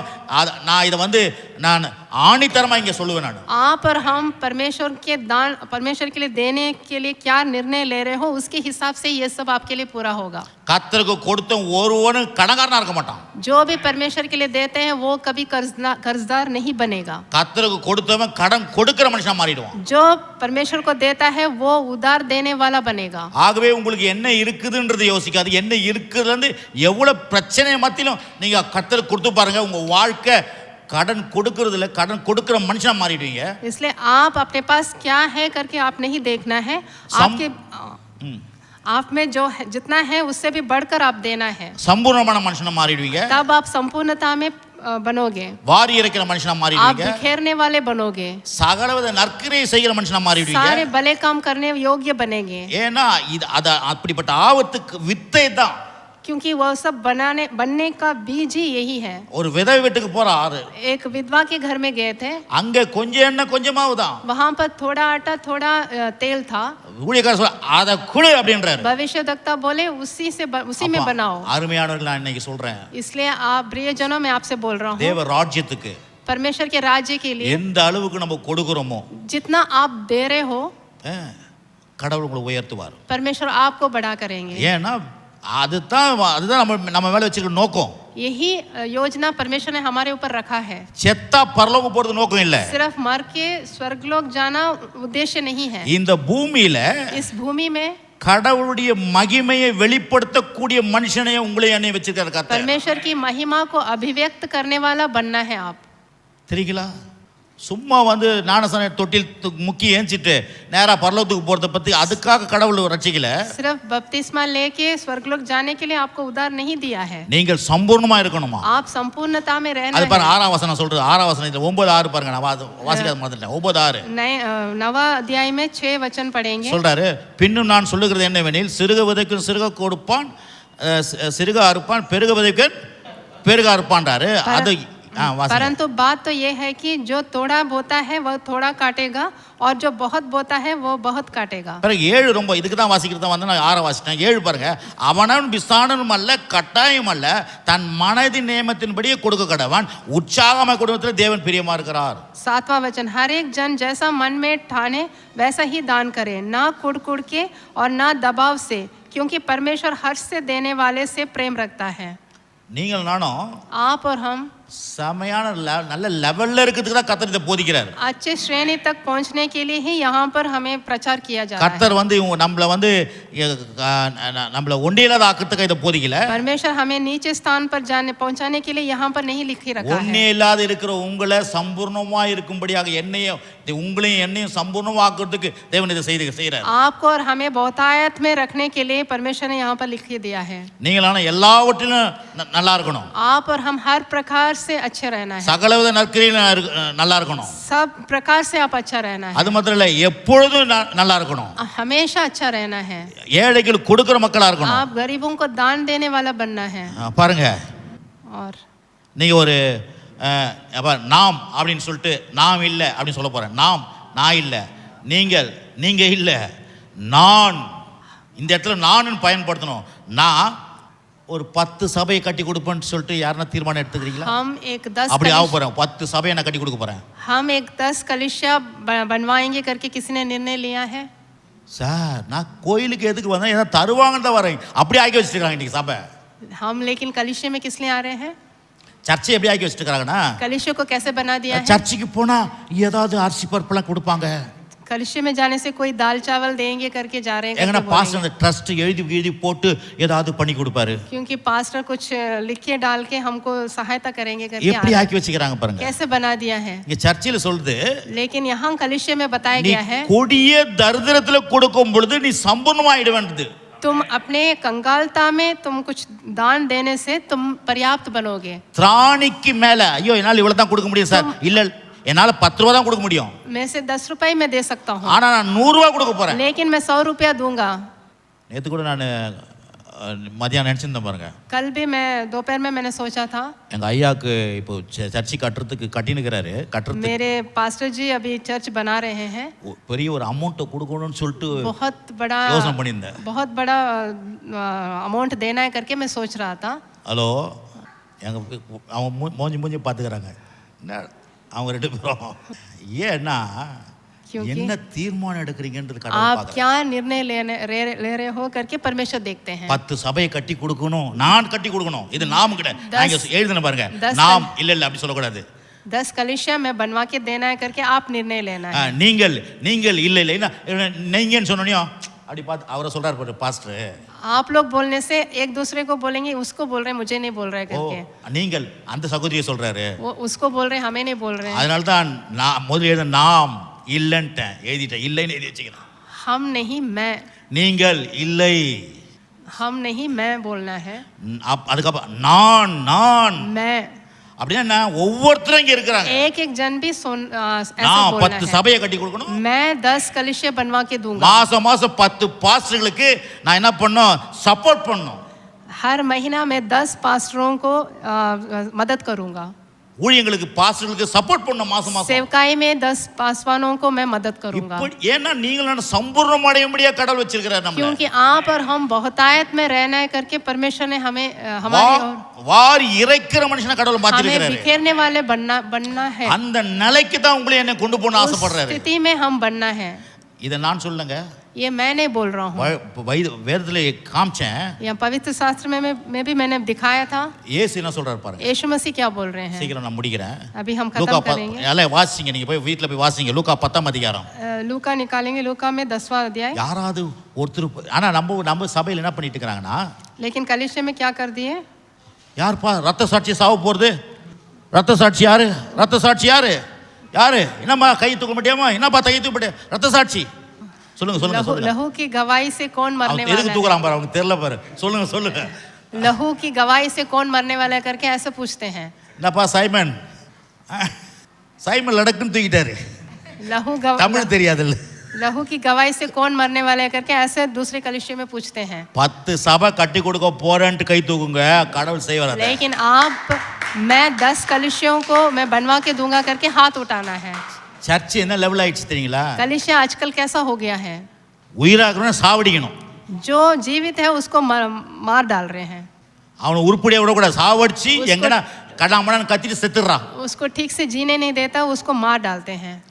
கண்ணாமண்ணா போய் சொல்லி ஆண்டவரை பத்தி, तो ऐसा वैसा जाके बोलो परमेश्वर के बारे में करके அவனை सिखाते அடிச்சு हैं। அனுப்புவாங்க. तब उसको मार के बेचते உடனே हैं। ஒரு வீடியோ போட்டுருவாங்க. फिर एक वीडियो डालते हैं, சார் பாத்தீங்களா பாத்தீங்களா, आपने देखा है करके पूछेंगे वो அவர் वीडियो என்ன को। பேசினாருன்னு கேட்க மாட்டாங்க. उसने क्या बोला है वो नहीं सुनते हैं। அவர் ஒழுங்கா சுவிசேஷம் சொன்னா அடிக்க மாட்டாங்க. वो ठीक से सुसमाचार सुनाने से तो उसको नहीं मारते அவர் थे। மற்றவங்களெல்லாம் வந்து தப்பு தப்பா பேசினா அடிப்பாங்க. वो दूसरों को गलत गलत बोलने से तो मार तो डालेंगे। நம்ம உடனே வீடியோ பிடிச்சி பாத்தீங்களா, फिर उसको वीडियो निकाल के डाल देंगे। என்ன பண்றாங்க பாருங்க. ऐसा नहीं है, சுவிசேஷத்தை கரெக்டா சொல்லுங்க, இப்படி சொல்லுங்க. आप सुसमाचार को ठीक से सुनाना है। ஆமா, சர்ச்சையில இப்படி சொல்லுங்க. आप कलिशे में कैसे बोलना है। யார் சாவுறதுல ரெடி, யாருன்னா என்னத்துக்கு ஆகுறது, कौन मरने के लिए तैयार है करके पूछने से क्या कैसा நீங்க होगा ஒரு कलिशा। புது பிரதரே புது குடும்பத்தை அழைச்சிட்டு வந்திருப்பீங்க, आप एक சர்ச்சுக்கு வாங்க. परिवार के नए लोग को लेके आए होंगे। கர்த்தர் உன்னை ஆசீர்வதிப்பாம எங்க சர்ச்சுக்கு வாங்கம்மா, परमेश्वर आपको आशीष देंगे, आप हमारे कलिशे में आओ करके बोलना है। கர்த்தர் உங்களுக்கு சுகம் கொடுப்பாருமா வாங்கம்மா, आपको चंगाई देंगे करके बोलना है। உங்க கஷ்டத்தெல்லாம் எடுத்து போடுவாருமா आपके வாங்கம்மா, सारे क्लेश को बाहर करेंगे அப்படின்னு ஒரு करके குடும்பத்தை கொண்டு बोलना வருவீங்க. है। ऐसा बोल के आप एक परिवार को लेके आएंगे। பாஸ் இங்க ஏந்திருச்சு, यहाँ पर 5 वन खड़े होके யார் சாட்சியா சாவ போறது, யார் சாட்சியா சாவ போறது, कौन गवाह बन के मरने वाला है करके पूछने से அடுத்த வாரம் உங்க கூட வருங்க வராது फिर போயிடும். अगले सप्ताह तो वो जन तो नहीं आएंगे आपके साथ। இருக்கீங்களா இல்லையா? आप हैं, நான் இது விளையாட்டுக்காக சொல்ல, मैं இன்னைக்கு खेल के लिए नहीं बोल रहा हूँ। விளையாட்டுத்தனமா பிரசங்கம் பண்றாங்க. आजकल तो ऐसे खेल सुसमाचार को खेल बना दिया है, வேதம் அப்படியே ஆப்போசிட்டா சொல்லுது. लेकिन पवित्र शास्त्र में क्या बोला गया லூக்கா है? புத்தகம் 10ஆம் அதிகாரம் 30-37 வரைக்கும் இயேசு பேசுறது பாருங்க. लूका 10 में இயேசு 30 से பிரதித்திரமாக இல்ல நான் வாசி அப்படி சொல்லிடுறேன். அங்க ஒரு ஆள் வந்து திருடர்களை அடிச்சு போட்டு சாவுற அளவுக்கு அடிச்சு போட்டாங்க. एक यहाँ पर एक चोर को एक मनुष्य ने चोरों को मार डाल दिया है, அடிச்சு போட்டுறாங்க. उसको मार गिरा दिया है। ஒரு லேவி போறாரு, அதான் ஒரு ஊழியக்காரர் லேவி போறாரு, एक सेवक वहाँ से जा रहा था, பார்த்துட்டு போயிடுறாரு. वो देख के ऐसे चला गया। இன்னொரு ஆசாரியர் போறாரு, और एक याजक वहाँ से गुजर रहा அப்படி था, பார்த்துட்டு போயிடுறாரு. वो भी ऐसे देख के चला गया। ஆனா சமாரியன் ஒருத்தர் வராராம். लेकिन समारिया आया था वहाँ पर, வந்து என்ன பண்றாராம், वो क्या किया, அந்த மனுஷனை उस आदमी को முதல்ல அவருக்கு ஃபர்ஸ்ட் எய்ட் போடுறாரு. पहले उसको அந்த थोड़ा காயத்தை குத்துயிர் उसके கலையற पूरे ஃபர்ஸ்ட் எய்ட் घाव को போடுறாரு. भरे थे, அதுக்கப்புறம் தன்னுடைய சுய வாகனத்தை ஏத்திக்கிறாரு. फिर अपने साथ ले लिए उसको, அதுக்கப்புறம் ஹாஸ்பிட்டல் காஷன் போறாரு. उसके बाद उसको अस्पताल लेके गए, அவனுக்கு ட்ரீட்மெண்ட் பண்றதுக்கு டாக்டர் கிட்ட போறாரு. उसको சர்ச்சுக்குள்ள மக்களை கொண்டாந்துருவீங்க. लोगों को कलिशे में लेके आ जाओगे। கவனிங்க, நான் சீக்கிரம் முடிக்கிறேன் अभी मैं जल्दी खत्म करूंगा। பிரதர், கர்த்தருடைய உள்ளம் பிரதர், இது ये परमेश्वर का हृदय है। நீங்களும் நானும் பரதேசியா வாழ்வதற்கு தேவன் சித்தம் இல்ல. आप और हम ऐसे बिना पैसा का रहना उनकी इच्छा नहीं है। நீங்களும் நானும் பணக்காரனா வாழ்றது தேவ சித்தம். आप और हम अमीर रहना है। எதுக்கு இது இவ்வளவு பெரிய ஐஸ்வர்ய புஸ்தகம்? इतना बड़ा किताब किस लिए लिख के दिया है? ஐஸ்வர்ய தேவன் क्योंकि धनवान जो परमेश्वर, ஐஸ்வர்ய புஸ்தகத்தை எழுதி கொடுத்திருக்கிறார். धनवान परमेश्वर धनवान किताब लिख के ஆனா दिया நீங்க है। நானும் பிச்சைக்காரனா வாழ்வது தேவ சித்தம் இல்ல. आप और हम भिखारी बन के जीना उनकी इच्छा नहीं है, ஆனா அதுக்கு ஒரு வழியை வச்சிருக்கிறாரு. लेकिन उसमें एक मार्ग रखे हैं। இங்க பாருங்க, அது மாத்திரம் இல்ல, और भी அது ஒரு பெண்ணு एक स्त्री இயேசுடைய கால்ல கொண்டாந்து தலையில கொண்டாந்து यीशु मसीह के पैरों पर அப்படியே இந்த தைலத்தை ஊத்துறா. उनके सिर पर ऐसे ही इत्र डाला है। அந்த தைலத்தின் விலை எவ்வளவா? वो इत्र का मूल्य कितना था? ஒரு வருஷ சம்பளமா. वो 1 साल का आमदनी था। நான் வந்து கொஞ்ச நாளைக்கு முன்ன பாஸ்டர்லாம் பிரசங்கம் பண்ணும்போது, मैं थोड़े दिन पहले पासवानों को जब प्रचार किया था, மாசம் 40,000னா 4,800 ரூபாய், 4,80,000 சொல்லிட்டு கணக்கு போட்டு சொல்லியிருந்தேன். मैं ऐसे ही हिसाब से बोला था 4,80,000। எனக்கு நம்ம தெரிஞ்ச பாஸ்டர் இருக்கிறார், நமக்கு मेरे पहचान के पासवान है, ஜீவன் சொல்லதர. जीवन चलदरे। அவரு ஒரு நாள் இது கணக்கு போட்டு சொல்றாரு. वो एक दिन इसको गिनती करके बोले, அது கிட்டத்தட்ட ஒரு 15 லட்சத்துக்கு மேல போகுமா. वो तो हिसाब से அந்த तो bottle 15 लाख से भी बाहर जाएगा, अधिक होगा। அது மாத்திரம் இல்ல, இப்போ 1 கோடி கூட சென்றிருக்குதுன்றாரு. இப்போ 1 करोड़ का भी इत्र होगा करके बोले।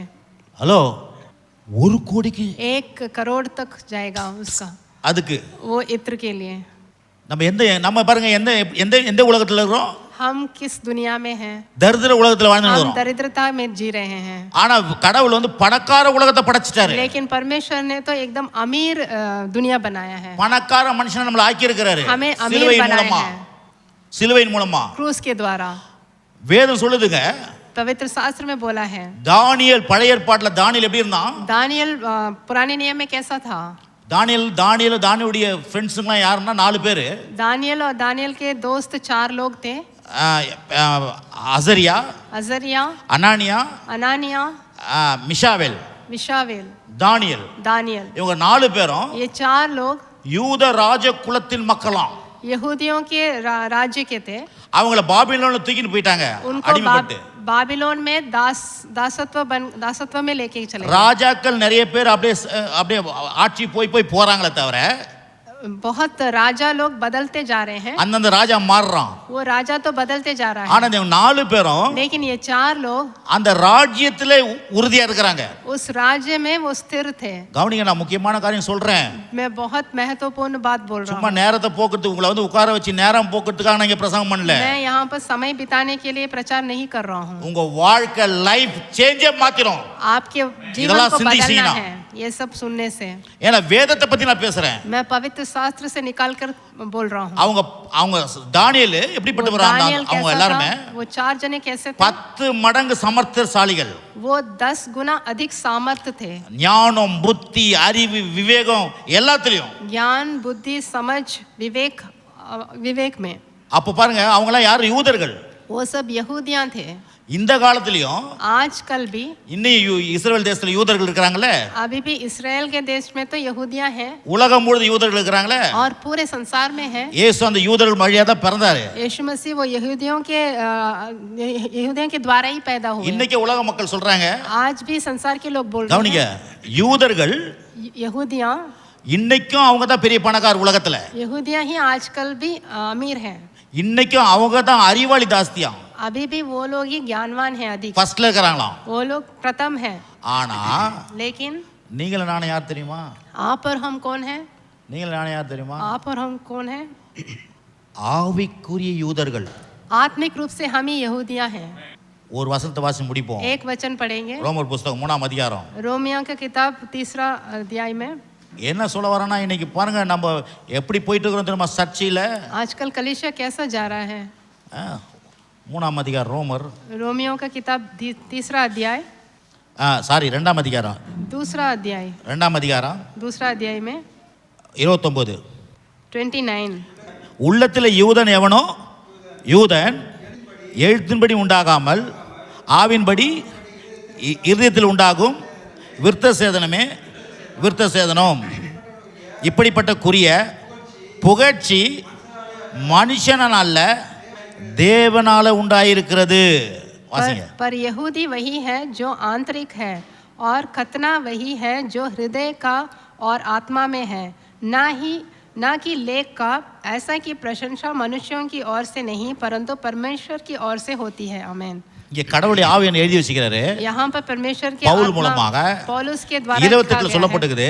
यहाँ पर बोला है, ஆதலால் புறம்பாக யூதனானவன் யூதன் அல்ல, புறம்பாக மாம்சத்தில் செய்யப்படும் விருத்த சேதனம் அல்ல அப்படின்னு. यहाँ पर 28 में बोला है कि बाहरी रूप से जो यहूदी है वो यहूदी नहीं। என்ன சொல்றாங்க, யூதர்லாம் பிறந்திருக்காங்களே, यहूदियों के அவங்க ஒரிஜினல் யூதர் கிடையாது. जो यहूदी पैदा हुआ है वो ஆவிக்குரிய விசுவாசிகளா இருக்கிற நீங்க தான் ஒரிஜினல் யூதர். जो आत्मिक रूप में विश्वासी हैं वही है यहूदी। அப்ப அந்த யூதர்கள் जो यहूदी எப்படி அறிவாளியா இருந்தாங்க, कैसे वो बुद्धिमान थे, எப்படி பணக்காரரா இருந்தாங்கன்னா, कैसे वो अमीर थे, இன்னைக்கு ஆவிக்குரிய யூதர்களா இருக்கிற நீங்களும் நானும் ऐसे ही आप भी आत्मिक रूप में यहूदी हो। ஏன் உலகத்துல அறிவுல பெருக கூடாது, ஏன் பணத்துல பெருக கூடாது? நம்ம फिर आप बुद्धि में और धन में क्यों आप अधिक न होंगे? ஹலோ, आमीन। ஒரு மாதிரி உட்காந்துக்கிறீங்க. நான் தான் தொண்டை போன சொல்றேன்னா, मैं ही चिल्ला चिल्ला कर बात कर रहा हूँ। சார் உங்களை குறித்து என்ன குறித்து கடவுளுடைய நினைவு ரொம்ப பெருசு சார். आपके और हमारे बारे में तो परमेश्वर की इच्छा बहुत बड़ी है। அவரே சொல்றார் சார், उन्होंने कहा है, உன் நினைவு என் நினைவு அல்ல, உன் வழி என் வழி இல்லைன்றாரு. உன் நினைவு என் நினைவு அல்ல, मेरा मार्ग तुम्हारा मार्ग नहीं है, உன் வழி என் வழி அல்ல. என்ன அது இல்லையா? எத்து பாருங்க, ஏசாயா புஸ்தகம் 55ஆம் एशाया அதிகாரம். 55 निकालेंगे। ஏசாயா புஸ்தகம் 55 வசனத்தில் இருக்கிறதா நான் சொல்றேன். ஏசாயா 55 8 55 में 8 8वां வாசிங்க. वचन पढ़ेंगे। என் நினைவுகள் உன் நினைவுகள் அல்ல, உங்கள் வழிகள் என் வழிகளும் அல்ல என்று கர்த்தர் சொல்லுகிறார். क्योंकि यहोवा कहता है, मेरा विचार और तुम्हारा विचार एक समान नहीं है, ना तुम्हारी गति और मेरी गति एक सी है। आमीन। இப்போ புரியுதுங்களா? அதான் இப்போ अभी समझ में आ ஞாபகம் रहा है வச்சுக்கணும். அதை அவர் தான் போட்டுக்குது. हाँ। அப்போ பாருங்க, அதே மாதிரி தான் அதுவும் 9 சொல்றாரு, பூமியை பார்க்கல வானங்களை உயர்ந்து எப்படி இருக்கிறதோ உங்கள் வழிகளை பார்க்க என் வழி பெருசா இருக்குது, உங்கள் நினைவுகளை பார்க்க என் நினைவுகள் உயர்ந்ததா இருக்குது. क्योंकि मेरी और तुम्हारी गति में और मेरे और तुम्हारे सोच विचारों में आकाश और पृथ्वी का अंतर है। கவனிங்க, आप सुनिए, கடவுள் சொல்றாரு, உங்க நினைவு என் நினைவு கிடையாது. परमेश्वर बोल रहे हैं, तुम्हारा विचार और मेरा विचार में अंतर है। உங்க வழி என் வழி கிடையாது. तुम्हारा गति और मेरा गति में अंतर है। உங்க நினைவை காட்டலும், तुम्हारे गति से भी, உங்க வழியை காட்டலும், आपके विचारों से भी, என் நினைவு உங்க மேல, मेरा विचार आपके ऊपर, என் வழி உங்க மேல, मेरा गति आपके ऊपर, நீங்க 10 மடங்கு சமர்த்தனா இருக்கணும். आप 10 गुना सामर्थशाली बनना है। உலகத்திலே அறிவாளியும் உலகத்திலேயே நீங்க பணக்காரலாக ஐஸ்வர்யவான்ல இருக்கிறதா தேவ आप சித்தம். संसार में ही आप बहुत बुद्धिमान रहना है, बहुत शक्तिशाली रहना है, धनवान रहना है। அப்பதான் நான் 10 சபையை கட்டி கொடுக்க முடியும். तभी हम 10 कलिसियों के लिए ஒரு 10 मदद कर सकते ஒரு हैं। 10 பாஸ்டருக்கு மாசான உதவி பண்ணணும். 10 पासवानों के लिए हर महीने हम मदद कर सकते हैं। எத்தனை ஏழை எளிய குழந்தைங்க, அனாதை குழந்தை இருக்குது. कितने अनाथ बच्चे हैं, गरीब बच्चे हैं। அந்த குழந்தைகளுக்கு மாசமோ வாரமோ ஏதாவது செய்யணும். उन बच्चों को आप महीने में या हफ्ते में आप कुछ कर सकते हैं। பாருங்க பவுல் पौलुस மக்கோதோனியா சபையில பேசிட்டு मकदनिया के कलीसिया के बारे में கொரிந்தி சபைக்கு சொல்றாரு இத. कोरिन्थियों के कलीसिया में आके बोल रहे அதை हैं। தான் நம்ம செய்றோம். वही हम भी कर रहे இங்க हैं। சர்ச்சில பிரசங்கம் பண்ணிட்டு यहाँ पर कलीसिया में हम प्रचार कर रहे हैं। பாஸ்டர்களுக்கு போய் நம்முடைய பணங்களை எடுத்துன்னு போயிட்டு அவங்களுக்கு ஊழியம் பண்ணிட்டு வரோம். हमारे पैसों को लेके जाके और कलीसिया में जाके हम सेवकाई करके आ रहे நம்ம சபையின் பார்க்கல. हैं। हम अपना कलीसिया करके नहीं देख रहे हैं। அதான் மக்கோதோனியா மக்கள் என்ன பண்றாங்க, மற்ற சபைகளுக்கு கொடுத்தாங்களாம். ऐसे ही मकदनिया के कलीसिया वाले दूसरे कलीसियों को दिए। ஆகவே உங்க சபையில கொடுக்கறதே பெருசா யோசிக்காதீங்க. इसलिए आप अपने कलीसियों को दे रहे हैं करके उसको बड़ा नहीं सोचना है। மற்ற சபைகளை கொடுக்கிற அளவுக்கு நீங்க அந்த லெவலுக்கு வரணும். और भी कलीसियों को आप देने जैसा बनना है। இங்க நான் எல்லாரையும் சொல்றேன். यहाँ के सभी लोगों को मैं बोल रहा हूँ। இன்னைக்கு நீ கொடிய தரித்திரத்துல இருக்கலாம். अभी आप दरिद्रता में रहते होंगे।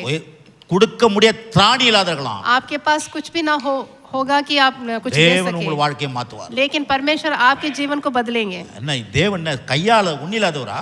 क्या परमेश्वर के पास कुछ नहीं है? அவர் மரித்தோரை உயிரோட எழுப்புறவர். वो तो मरे हुए लोगों को भी जीवित उठा सकते हैं। செத்த சரீரத்தை சுகமாக்குறவர். वो मरा हुआ देह को चंगा कर सकते हैं। வியாதிகளை குணமாக்குறவர். व्याधि को ठीक कर सकते हैं। தரித்திரனை ஐஸ்வர்யனா மாற்றுகிறவர். दरिद्र व्यक्ति को एकदम अमीर बना सकते हैं। அதெல்லாம் விசுவாசிங்க. इस पर आप विश्वास அதான் இங்க कीजिए। சொல்றாரு. वही बोल रहे என் हैं, தேவன் मेरा தம்முடைய परमेश्वर ஐஸ்வரியத்தின்படி अपने उस धन के उंगल अनुसार कुறைகளெல்லாம் तुम्हारे हर एक घटी கிறிஸ்து को இயேசு மகிமையிலே यीशु मसीह में நிறைவாக்குவார். आपको पूरा करेंगे। இந்த वचனம் யாருக்கு சொந்தம்? ये वचन किसके लिए वो है? அங்கேயே அவர் சொல்றாரு, वहीं पर वो बोले हैं। இந்த வசனத்தை யார் சொந்தம் பாராட்டலாமா? इस वचन को अपना कौन अपना सकता है? சொல்றாரு 16ல 17ல சொல்றாரு. यहाँ 16-17 में बोले हैं। 18ல சொல்றாரு, 18 में भी बोला है। எப்பா எனக்கு 2-3 ட்ரிப் கொடுத்தீங்க, आपने मुझे 2-3 बार दिया है। ஏதோ என்னுடைய குறைச்சலுக்காக நான் கேட்கல, मैं अपने घटाव में नहीं पूछ रहा हूँ। உங்களுடைய பங்கு அதிகமாகும்படியா நான் கேட்கிறேன். आपका भाग और बढ़ना है इसलिए मैं पूछ रहा हूँ। 17 சொல்ற உபகாரத்தை நான் நாடாமல் உங்கள் கணக்கு பலன் பெருகும்படி நான் நாடுகிறேன். आपका भाग अधिक होना है इसलिए मैं पूछ रहा हूँ। அது மாத்திரம் இல்ல, எல்லாம் எனக்கு கிடைத்ததுன்றாரு.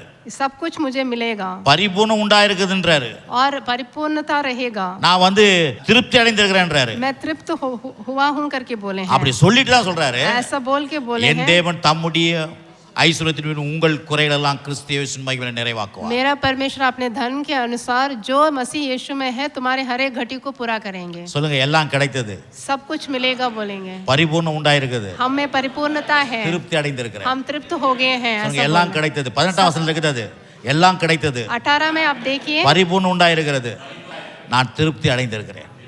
आप बोले बहुतायत में मिला है। பரிபூர்ண எல்லாம் கிடைத்தது, सब कुछ मिला है, பரிபூர்ணம் உண்டாயிருக்கிறது, बहुतायत हुआ है, நான் திருப்தி அடைந்திருக்கிறேன். हम तृप्त हुए हैं। 18 வசனத்துல அதுல वो இருக்குது. 18 वचन में है। இதாங்க நம்முடைய ஸ்டைல், यही हमारा இதான் स्टाइल நம்முடைய है, வாழ்க்கையினுடைய தரம். यही हमारी शैली है। எல்லாம் கிடைச்சிருக்கணும், सब कुछ मिला है, சம்பூர்ணம் அடைஞ்சிருக்கணும், हम बहुतायत में होंगे, திருப்தி हम அடைஞ்சிருக்கணும், तृप्त हुए हैं, பரிபூர்ணமான இருக்கணும். हम बहुतायत में रहेंगे। இததான் கர்த்தர் உங்க வாழ்க்கையில எதிர்பார்க்கிறார். ऐसे ही आपके जीवन में हमारे जीवन में என்ன परमेश्वर சொல்றேன்? इच्छा करते हैं। நானும் என்ன பண்ணேன், இந்த சபைக்கு எல்லாம் நான் சொல்றேன், ஒரு 10 பாஸ்டருக்கு 10 சபைக்கு கொடுத்துனே இருக்கணும். मैं भी यही बोलता हूँ, मैं 10 कलिसियों के लिए 10 पासवानों के लिए देते रहना है। இப்போ கொடுக்கறதெல்லாம் ஒண்ணே இல்ல, अभी जो दे रहे हैं वो कुछ भी नहीं है, இன்னும் நல்லா கொடுக்கணும். और भी ज्यादा देना है। போய் அவங்களுக்கு ஏதோ கொஞ்சம் ஒரு 100 ரூபாய் 200 ரூபாய் கொடுத்துட்டு போறோம். இல்ல நல்லா கொடுத்துட்டா என்ன கட்டணும், இந்த வச்சுக்கோ, கட்டிட்டோம், 100 रुपए 200 रुपए दे के नहीं आना, बहुत आयत में देना है। அந்த லெவலுக்கு மாறணும். उस श्रेणी तक हम पहुंचना है। நான் சொல்றேன், இதெல்லாம் ஆசைப்படுங்க, ये सब आप इच्छा करना है, आशा करना है। आप எழுதி வச்சு சொல்லுங்க, ஆண்டவரே இப்படி நான் ஆகணும். இதை கேட்டுட்டு சும்மா போயிடாதீங்க, लिख के रखिए, आप पूछना है இது மேல परमेश्वर ஒரு से। வைராக்கியம் வரணும். इस पर आप इतना इच्छा से पूछना है, ஆண்டவரே நான் இப்படி ஆகணும், परमेश्वर में ऐसा बनना है करके இதுக்காக पूछना தான் है। ரத்தத்தை சிந்திருக்கீங்க, इसलिए आपने लहू बहाया हमारे இதுக்காக தான் लिए, பாடுபட்டிருக்கீங்க, इसलिए आपने पीड़ा सहा இதுக்காக है, தான் மரிச்சிருக்கீங்க, इसलिए आप मरे हैं, இதுக்காக தான் உயிர் தெழுந்திருக்கீங்க, इसलिए आप फिर से जीवित उठे, என்ன ரட்சித்திருக்கீங்க. आपने मुझे उद्धार நான் दिया சாதாரண है। ஆளு, मैं साधारण ஆனா व्यक्ति என்ன था, மாத்தி இருக்கிறீங்க. लेकिन अभी आपने बदला ஆனா है। உங்க நாமம் என் வாழ்க்கையில மகிமைப்படணும். आपका नाम मेरे जीवन में महिमित இந்த होना வேதத்தில் है। எழுதப்பட்ட அத்தனையும் என் வாழ்க்கையில் நடக்கணும் ஆண்டவரே. ये पवित्र शास्त्र में जो भी लिखा गया है वो मेरे जीवन में पूरा होना है। நீங்க அப்படி வைராக்கியம் பாராட்டுனீங்கன்னா ऐसे आप रहना है, கடவுள் இதை அப்படியே உங்க வாழ்க்கையில பிரதிபலிக்க வைப்பார். ऐसा आप अटल रहने से ये पूरा इसका प्रतिफल आपको मिलेगा, அப்படியே உங்க வாழ்க்கையில பலிக்கும். आपके जीवन में पूरा होगा. ஆமென். आमेन। ஜெபிப்போம். अभी हम प्रार्थना करेंगे। Praise the Lord. Thank you Lord. எத்தனை பேர் சந்தோஷமா இருக்கீங்க? कितने लोग खुश हैं? ஒரு மாதிரி நல்லா போல்டா இருங்க. आप एकदम दृढ़ता से रहिए। கொடிய தரித்திரத்துல நல்லா இருந்தாங்க. वो कंगाल में भी अच्छे थे। கொடிய தரித்திரமா एकदम कंगाल में भी, कंगालपन में भी अच्छे थे। போட்டுச்சுல்ல கொடிய தரித்திரம். அப்புறம் வந்து என்னமோ அப்படியே இல்லாமையில क्लेश में भी अच्छे थे, ஆனா அவங்க வாழ்க்கையை கடவுள் மாத்திட்டார். लेकिन परमेश्वर ने उनके जीवन को बदला है। நான் சொல்றேன் உங்க வாழ்க்கையை மாத்துவார். मैं बोल रहा हूँ परमेश्वर आपके जीवन को भी बदलेंगे, आपके जीवन को भी இது बदलेंगे। வந்து சபை வந்து ஏதோ வந்து இல்லாதவங்களுக்கு கொடுக்கிறது கிடையாது. कलीसिया जो है, जो जिनके पास नहीं है उनको देना, ऐसा नहीं है। இல்லாத இருக்கிற மனுஷனை இருக்கிற மனுஷனா மாத்திர சபை இது. जो जिनके पास नहीं है वो होने वाला बनेगा। இல்லாத இருக்கிறவனை இருக்கிறவனா மாத்துறது. जिसके पास नहीं है वो होने वाला बनेगा। இல்லாதவங்களுக்கு கொடுக்கிற இடம் இல்ல இது. जिनको दान, जिनके पास नहीं है उनको देना। இல்லாத வர்ற மனுஷனை இருக்கிற மனுஷனா மாத்திர இடம் இது. जिसके पास जो कुछ भी नहीं है वो होने वाला बनेगा। நீங்க போய் எல்லாருக்கும் கொடுக்கிற மாதிரி आप மாத்துவார். जाके दूसरे लोगों को देने जैसा बनेंगे। சர்ச்சில நீங்க எப்படியோ மாத்தி வச்சிருக்காங்க. कलीसिया को कैसे कैसे की बना दिया है आजकल। கஷ்டமா இருக்குது இதெல்லாம் वो யோசிச்சு. सब देखने से मुझे बहुत दुख हो रहा है। கடவுள் எப்படி சொல்லி வச்சிருக்காரு, நம்ம எப்படி பிரசங்கம் பண்ணி வச்சிருக்கோம். परमेश्वर ने कैसा हमको बनाया है, लेकिन हम कैसे प्रचार कर कष्टमा रहे இருக்குது हैं। ये सब सुनने से बहुत दुख होता இன்னைக்கு है। போட்டு உழுக்க வேண்டியதா இருக்குது பாரு மக்கள். आजकल जाके एक एक को हिलाना पड़ता है। எல்லாம் வந்து ஈரக்கட்டையா இருக்குது. सब लोग ऐसे रहते हैं। காஞ்ச கட்டை பழக்குன்னு கொளுத்திக்கும். जो सूखा जो लकड़ी है वो एकदम से वो भड़क जल जाता है। ஈரக்கட்டை கொளுத்துனா ஃபூனா புகை தான் வருது. जो गीला लकड़ी है उसको आग जलाने में बहुत देर होता है। நான் சொல்றேன் நீங்க எல்லாம் நல்ல காஞ்ச கட்டையா இருக்கும். आप लोग सूखे लकड़ी जैसा एकदम சொல்ற पकड़ना है। பக்குன்னு பத்திக்கணும். जो भी बात बोलते हैं उसको पकड़ना है। அப்படியே ஃபயர் ஆகணும். एकदम आग आप में आने चाहिए। அப்படியே உலகத்துக்கு வெளிச்சமாய் आप पूरे संसार में भूमि एकदम को रोशनी उपाय। होना है, जगत की ज्योति नहीं बनना இருக்கணும். है। आप एक नमक हालेलुया। बनना है। आमीन। ஜெபம் பண்ணுவோம். எல்லா கரங்களை உயர்த்தி கர்த்தரை மகிமைப்படுத்துவோம். आप हाथ उठाकर उनकी महिमा கர்த்தர் करें। என் கூட பேசினார் சொல்லுங்க. परमेश्वर हमसे बात किया है। என் மனுஷன் என் மனசுல இருக்கிறதெல்லாம் மாறணும். मेरे मन में जो भी है वो सब बदलना है। நான் வெளிச்சத்தின் பிள்ளையா இருக்கணும். मैं प्रकाश का संतान बनना है। ஹalleluya. हालेलुया। 10 மடங்கு சமர்த்தனா இருக்கணும் मैं எல்லாத்துலயும். 10 गुना और अधिक அறிவாளியா இருக்கணும் நானு. मैं बुद्धिमान बनना है। ஆமா. आमीन। எல்லா ரீதியிலும் அறிவாளி. सब में बुद्धिमान रहना है। எல்லா ரீதியிலும் நான் பெரிய பணக்காரனா सब प्रकार से मैं अमीर बनना है। எல்லா விதத்திலும் பணக்காரன். सब கொடுக்கிறதுல प्रकार से பணக்காரன். धनवान, देने वाला இரக்கத்துல बनना है। பணக்காரன். दया में धनवान, உதவி செய்யறதுல பணக்காரன். मदद करने में धनवान, பேசுறதுல நல்ல பேசுறதுல பணக்காரனா இருக்கணும். अच्छे बोल में धनवान बनना है। ஆமென். आमीन। ஐஸ்வர்யவான். हम ऐश्वर्यवान बनना है। எல்லாவற்றிலும் ஐஸ்வர்யவான். सब प्रकार से धनवान। ஜெபிப்போம். अभी हम ஹalleluya. प्रार्थना करें। ஓ ஹalleluya. எல்லா கரங்களை உயர்த்தி கர்த்தரை மகிமைப்படுத்துங்க. இயேசுவை துதிங்க. இயேசுவை உயர்த்துங்க. यीशु मसीह அவர் को உங்களை बढ़ाइए। ஃபுல் பண்ணி அமைச்சிக்கிறார். டஃப் பண்ணி அமைச்சிக்கிறாரு. आपको पूरा ஆமா. भर के भेजा है। உங்களுக்குள்ள परमेश्वर ने। அப்படிப்பட்ட சம்பூர்ணம் நிறைவு பரிபூர்ணத்தை உள்ள நிரப்பி வச்சிக்கிறார். आपके अंदर बहुतायत पर्याप्त है। இப்ப இந்த சத்தியத்தை கேட்க ஆரம்பிக்கும் போது உங்க வாழ்க்கை தரமே மாறிடும். आप ऐसे सत्य वचन को जब सुनेंगे तो आपकी श्रेणी तो और बढ़ जाएगी। Thank you Jesus. आमीन।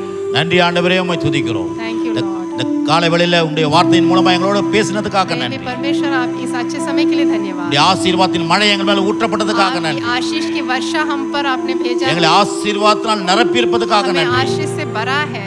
சம்பூர்ணத்தால் நிரப்பி இருப்பதுக்காக हमें நன்றி.